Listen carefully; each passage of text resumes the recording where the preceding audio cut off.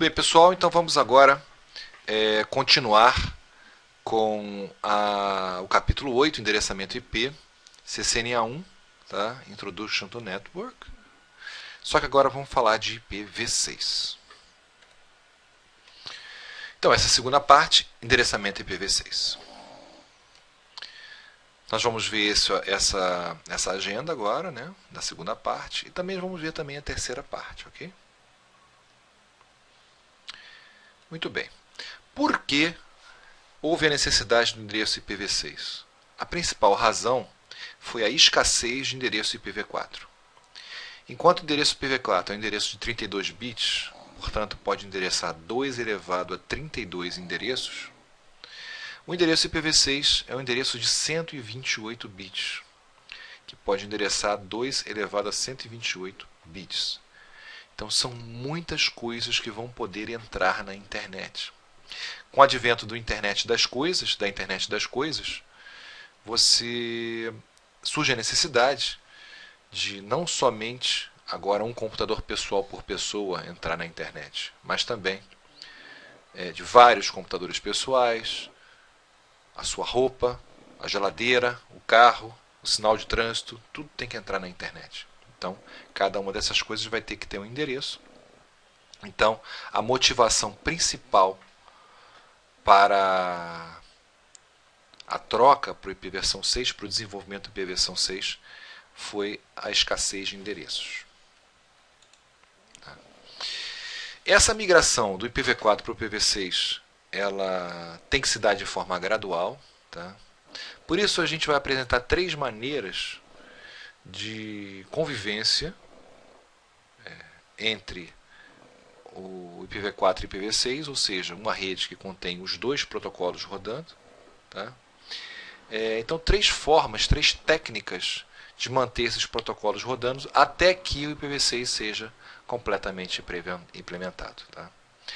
A primeira delas é essa aqui acima à direita, que é a pilha dupla, em que você vai ter rodando no mesmo computador tanto o IPv4 quanto o IPv6, e isso acontece na maioria dos computadores. Vou mostrar aqui o meu computador, a placa de rede aqui.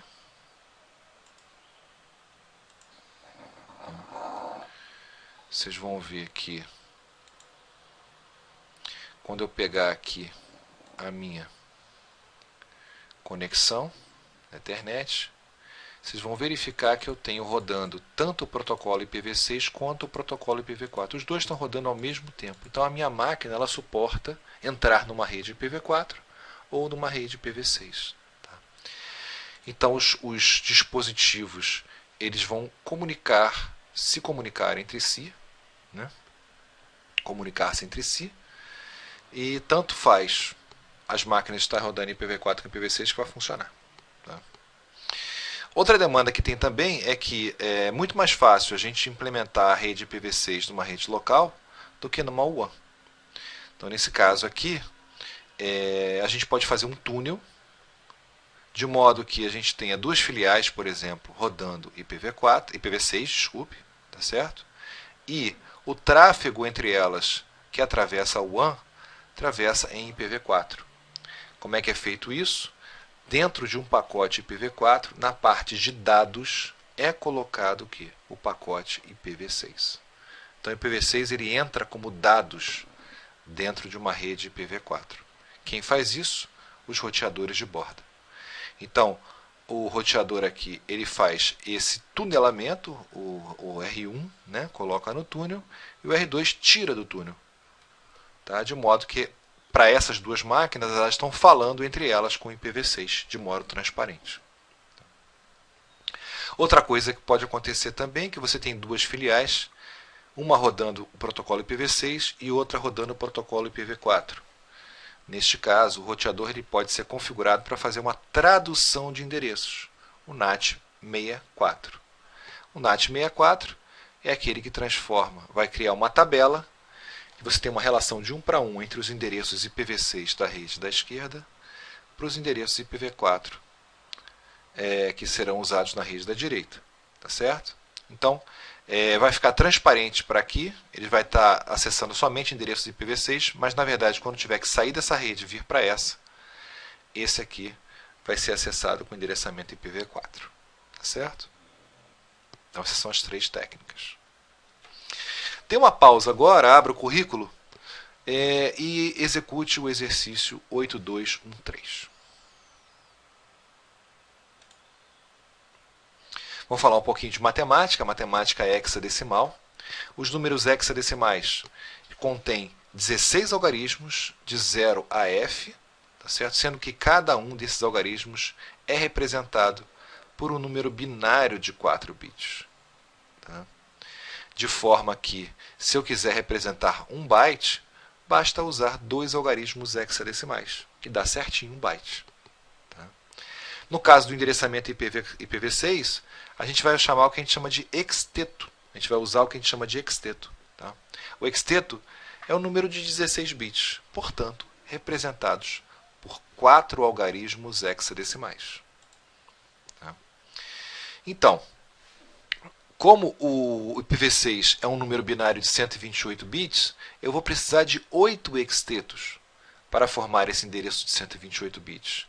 Pelo simples motivo de 8 vezes 16 bits dar os 128 bits. E lembrando que esses extetos eles podem assumir qualquer valor entre 0000 e FFFF. Daí já vem uma diferença para o IPv4. Né? O IPv4 a gente representa por uma sequência de octetos, e esses octetos só podem assumir valores, eles são em decimal, não em hexa, em decimal, só podem assumir valores de 0 a 255. Aqui não. Cada exteto pode assumir qualquer valor, né? De 0 a f, em qualquer algarismo. Aqui estão alguns exemplos de endereço IPv6. A princípio pode ser uma coisa enorme, né? 2001 0db8 000011 000000000200. Pode ser uma coisa enorme, né? Nós vamos estudar alguns métodos para reduzir o tamanho disso aqui. Mas o importante é que vocês entendam. Um endereço de 128 bits, ele é representado por 8 extetos separados entre si por 2 pontos. Certo? Isso que é importante entender agora. As regras para tornar esse endereço uma coisa mais fácil de escrever, né, são as seguintes. Primeiro, omitir os zeros à esquerda. Normalmente o endereço IPv6 tem muitos zeros. Tá? Então essa omissão vai fazer que o endereço fique bem menor na hora de escrever. Então, por exemplo, eu tenho 2001 0db8. Esse 0db8 vai ser transformado em db8, porque eu vou omitir esse zero que está à esquerda aqui. O 0001 vai virar 1, que eu vou omitir esses zeros à esquerda. O 0000 vai virar 0 e o 000A vai virar A. Olha como é que o endereço ficou menorzinho.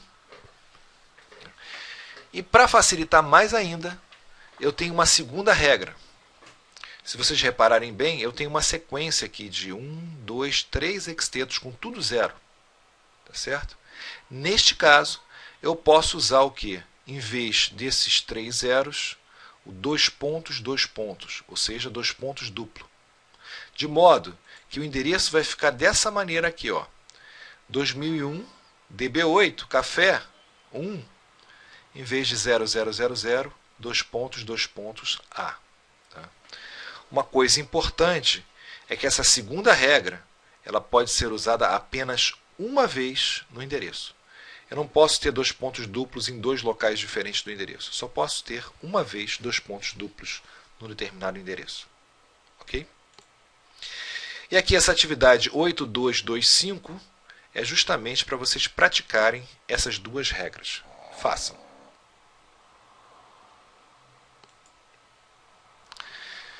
Analogamente ao IPv4, o IPv6 também tem tipos de comunicação, que são unicast, multicast e ncast. Unicast é 1 para 1, multicast 1 para vários, e ncast é uma maneira mais complexa de comunicação, onde vários nós têm o mesmo endereço, mas isso não vai ser abordado no CCNA. Tá? O importante é que no IPv6 não tem broadcast. Tá? Isso é uma das vantagens do IPv6. Ou seja, além do IPv6 aumentar de tamanho, proporcionando maior número de endereços, ele também aproveitou para dar melhorias ao protocolo, tá? IPv4 para o IPv6. A estrutura de um endereço IPv6 também é dividida em duas partes, tá? Enquanto no IPv4 a gente chama a parte da esquerda de parte de rede e a parte direita de parte de host, aqui a parte da esquerda a gente chama de prefixo e a parte direita a gente chama de ID ou ID de interface. Tá certo? Apesar dos nomes serem diferentes, eles têm funções muito parecidas. Tá certo?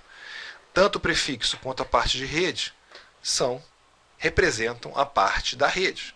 Tá certo? A parte do endereço que é igual em todos os elementos que estão numa mesma rede. Tá? O ID de interface é o que? É o que é variável, que varia de host para host. Tá certo? Então, prefixo e ID de interface. No endereço IPv6 não tem máscara. A gente usa sempre o prefixo, barra alguma coisa. E a gente vai ver que na maioria absoluta das vezes vai ser barra 64. Tá? Não tem aquela variedade enorme de prefixos que a gente tem no IPv4. Tá? A gente só, a maioria das vezes, vai usar barra 64 para configurar nossos hosts. Tá legal? O endereço unicast, tá, ele pode ser classificado em vários tipos. Tá? No caso, a nível de CCNA, a gente vai estudar esses três tipos aqui. O unicast global, o link local e o loopback. O loopback 2.2.1, ou seja, uma sequência de 127 zeros e o 1 no final, é o endereço endereço padrão para a gente da própria máquina, né? O endereço de loopback, ok? Semelhante, análogo ao 127.001 do IPv4. Agora vamos ver cada um desses aqui, unicast global e link local. Bom, unicast global e link local. Em geral, quando eu tenho uma interface de uma máquina, ela tem dois endereços pelo menos. Tá? O primeiro endereço de link local, o segundo endereço de unicast global. O endereço de link local ele é obrigatório, ou seja, se uma máquina entra numa rede IPv6, ela tem que obrigatoriamente ter um endereço de link local. Não precisa do unicast global, mas o link local é necessário, senão ela não é considerada uma máquina rodando IPv6. Tá certo? Esse link local ele vai servir para quê? Para comunicações dentro de uma mesma rede. E o unicast global para comunicações entre redes diferentes. Portanto, digamos que eu tenha na minha casa 3 computadores. Esses computadores eles vão falar entre si através do endereço de link local. Se um dos computadores for acessar a internet, vai ter que utilizar o quê? O unicast global. Tá certo? No caso, o endereço de link local é um endereço bastante interessante. Ele começa com FE80 na maioria esmagadora das vezes, tá certo? FE80, e coloca uma sequência de zeros, e os últimos 64 bits podem ser atribuídos manualmente ou automaticamente pela própria máquina. Tá certo? Na verdade, um endereço de link local pode começar com o primeiro hexteto sendo de FE80 até FEBF. Tá certo? Mas vocês vão ver que na maioria absoluta dos casos, a gente vai usar FE80 como o primeiro hexteto. Tá claro? Muito bem. Fazendo a atividade 8235, dá uma pausa aqui e entra na atividade 8235.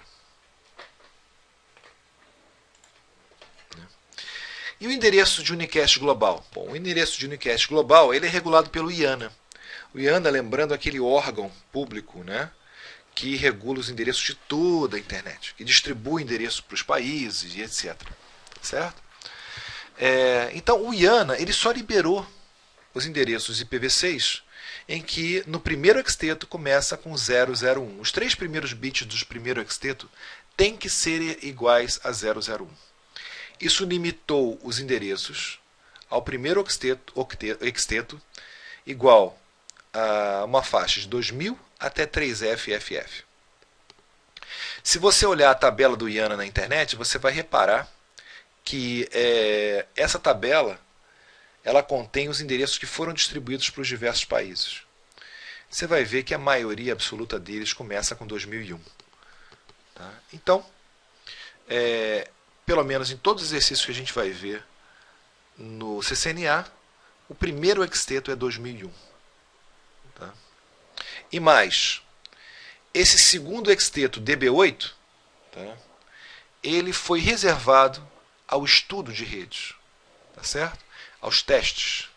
Então, todos os exercícios do CCNA que a gente vai ver, a gente vai ter endereços IPv6 começando com 2001, DB8. Os dois primeiros extetos vão ser sempre iguais a esse. Tá certo?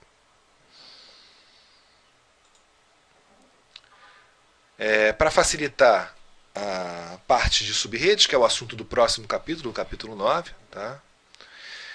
O padrão IPv6 subdivide, né, o prefixo, tá, numa parte chamada prefixo de roteamento global e uma segunda parte chamada de identificação de subrede. Desta forma, o provedor vai dar para a sua casa ou sua empresa um determinado prefixo de roteamento global. Tá? E aí, a identificação da subrede vai ser de livre escolha da empresa, tá certo? Que recebeu aquele endereço. Okay? E o ID de interface ele é único para cada interface da rede. Tá certo?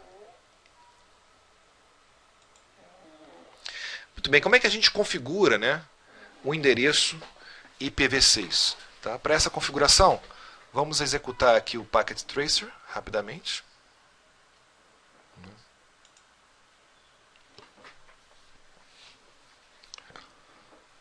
Vou mostrar para vocês essa configuração. Vou fazer uma topologia bem simples. Tá? Vamos colocar aqui um computador e um outro computador e um roteador 2901. Ok?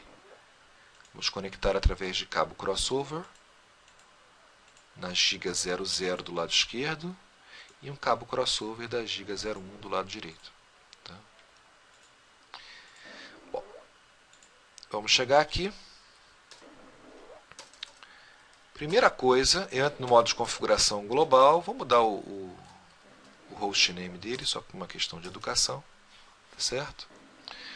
Eu vou chegar aqui, não sei se está dando para ver a topologia direito, a topologia é essa aqui, né? Ok? Vamos lá. Primeira coisa que eu tenho que fazer, tá, é habilitar o IPv6 nesse roteador. O roteador, quando você tira da caixa, o roteamento IPv6 não vem habilitado por padrão, só vem o roteamento IPv4. Então tem que habilitar na mão, tá certo? Pode ser que no futuro as novas implementações do iOS venham com a pilha dupla habilitada, né? Mas no caso aqui só está com o IPv4 habilitado. Para eu habilitar o IPv6, eu tenho que dar o comando IPv6 unicast routing. Habilitei. Tá certo? Aí sim, eu vou na interface giga 0/0 e eu vou configurar dois endereços para ela. Tá certo? Eu vou configurar dois endereços para ela. Antes de configurar esses dois endereços, vamos ver como é que estão essas interfaces. Olha só, do show IPv6 intbr. Elas estão desligadas, tá certo? Então o que eu vou fazer agora? Eu vou simplesmente ligar, tá? No shutdown. Eu vou entrar na interface giga 0/1, no shutdown. Com isso a gente vê que ficou tudo verdinho aqui, certo? Vamos ver como é que estão aqui. Show IPv6 intbr. Repara, as duas estão up. Tá certo? Vamos agora entrar na interface giga 00 e eu vou configurar para ela um endereço IPv6, tá? Por exemplo, IPv6 address. Então o comando que eu dava no IPv4 era IP address. Se eu quero configurar o endereço IPv6, é IPv6 address. 2001 DB8, que eu sei que sempre vai ser isso, tá? Eu ponho uma outra coisa qualquer aqui, vou botar ACAD, tá certo? Ponho 1 para identificar essa subrede. Ponho 2.2.1/64, certo? E aí eu automaticamente enderecei com um unicast global. E o link local? Vamos ver como é que ficou o link local? Do show IPv6 int br. Repara, o endereço de link local apareceu automaticamente. Está vendo? O endereço que eu configurei está aqui. Mas o link local apareceu automaticamente, porque eu não conversei com vocês que o link local é obrigatório, tá certo? Então, mesmo tendo configurado somente o unicast global, o link local entrou automaticamente, tá certo? Sendo que FE80 entrou beleza aqui, e essa outra parte é uma parte que foi atribuída automaticamente. Só que eu não quero assim, eu quero colocar o meu endereço de link local manualmente. Tá? Então, é IPv6 address, tudo bem. FE80, vou colocar 2.2.1, tá? E eu tenho que colocar aqui link local escrito, certo? Olha como é que ficou. FE80 2.2.1 ficou o link local e esse aqui ficou o unicast global. Vou entrar na outra interface giga 0/1, IPv6 address 2001 DB8 ACAD, vou colocar numa outra subrede, 1/64.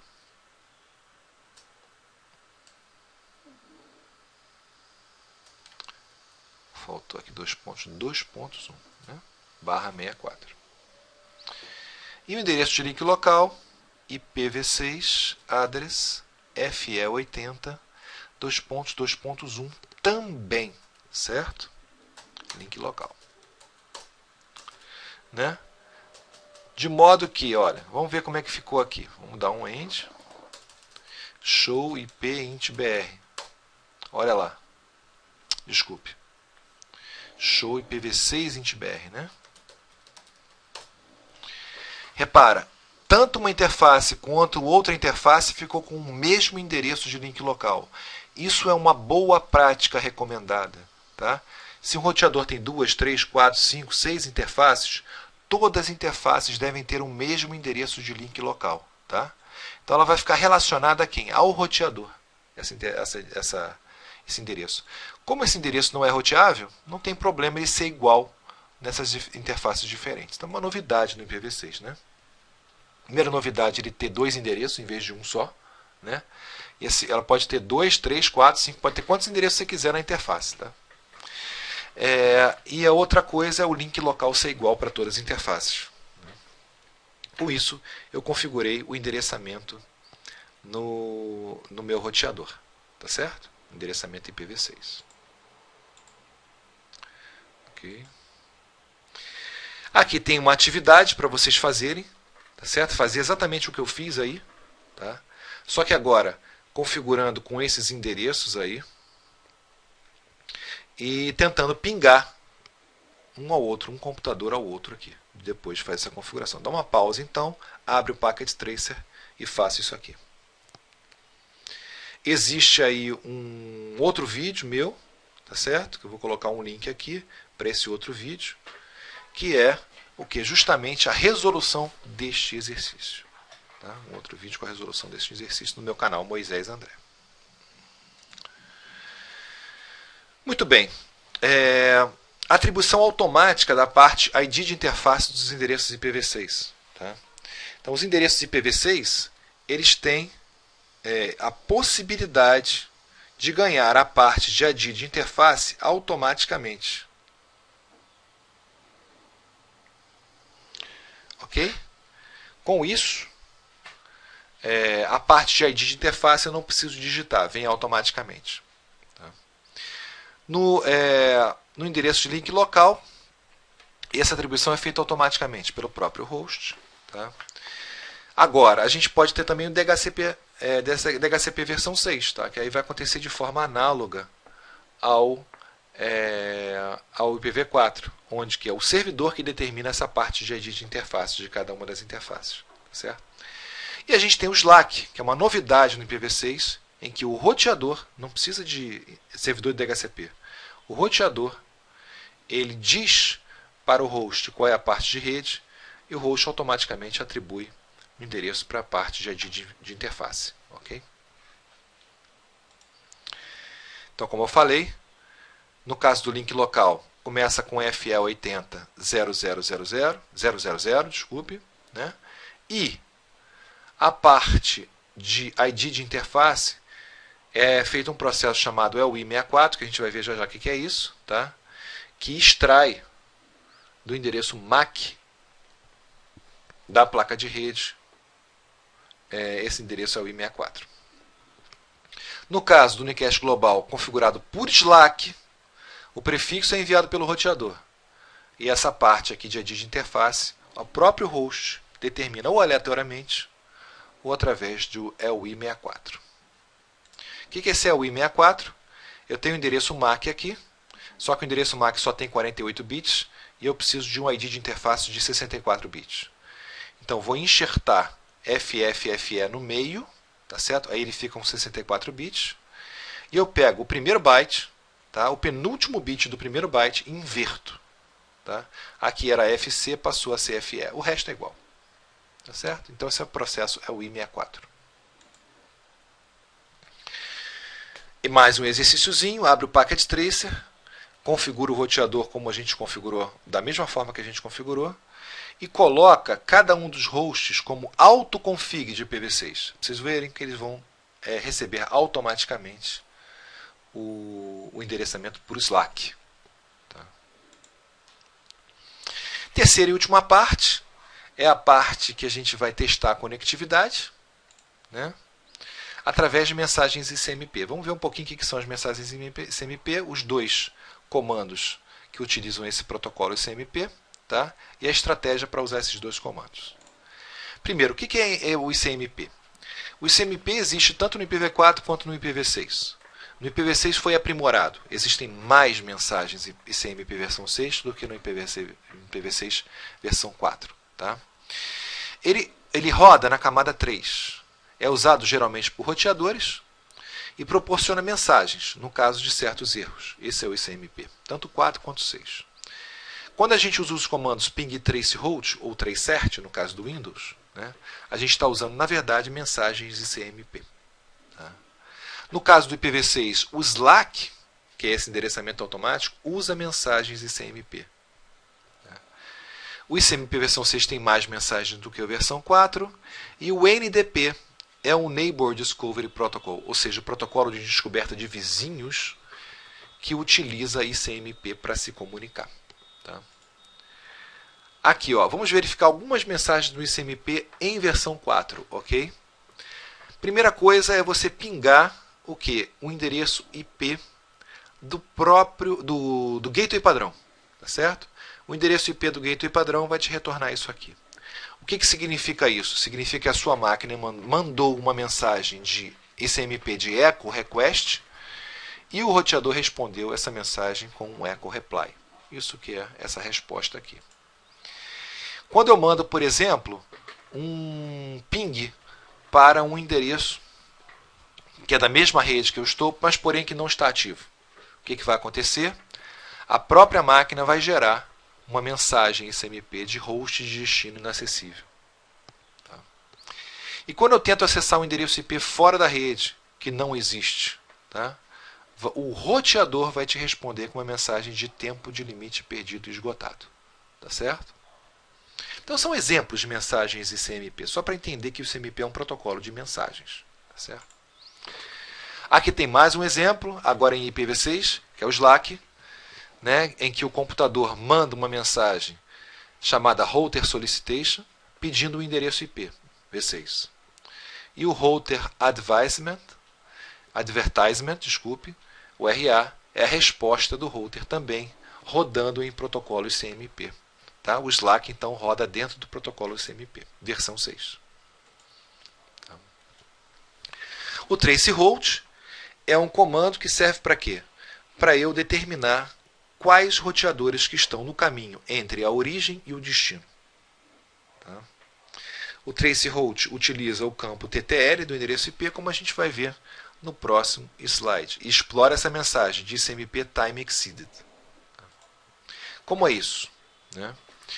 Nós sabemos que o quê? Que um pacote, quando atravessa um roteador, tá, tem o seu TTL decrementado em 1.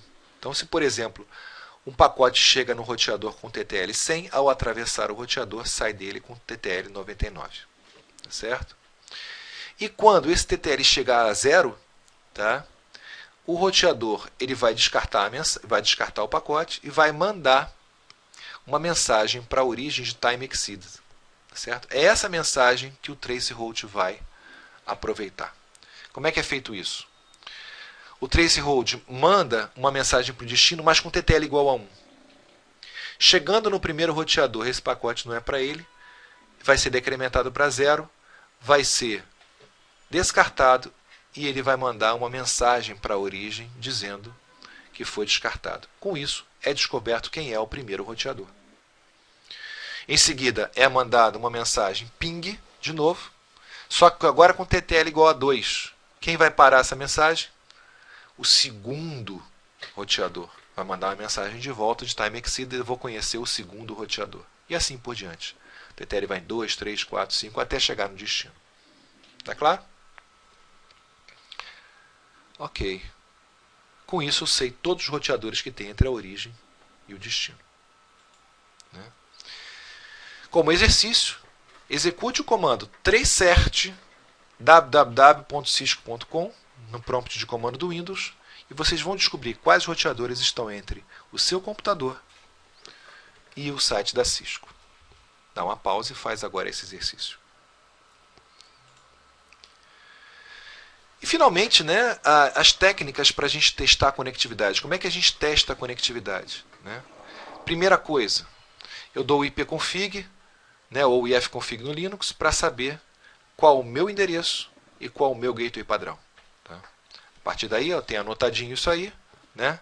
Primeira coisa que eu vou testar é a pilha de protocolos TCP/IP, pingando quem? Pingando a interface de loopback. Ping 127.0.0.1. Deu certo? Passo para o próximo. Testo a placa de rede. Como? Pingando o endereço da placa de rede, que eu obtive aqui com o ipconfig. Deu certo? Passo para o próximo.